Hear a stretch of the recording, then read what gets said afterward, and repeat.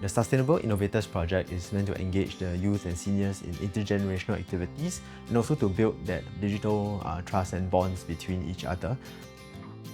So the sensors that were programmed and designed by the youth will be brought down to the senior activity centers, where they will engage the seniors in understanding the technology. They can gather data precisely to understand how these digital technologies can be applied in environmental concepts, for example in composting, for them to understand the nutrient level in the soil and to take these food waste that they gather, right, to be compost.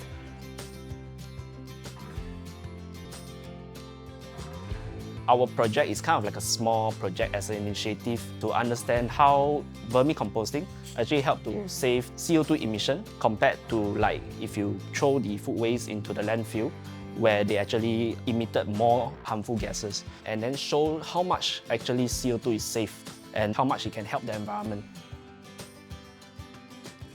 What we learned in today's workshop is about how to use the digital imaging to measure the pH, the nutrients, and how this will encourage the worms to be happy. I do think it's very enjoyable. It's not something that I usually would be doing.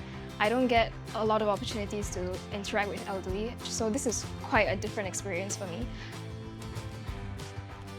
Personally, I feel like the highlight of the workshop was showing the elderly about the dashboard and how we take the data and find out insights about it.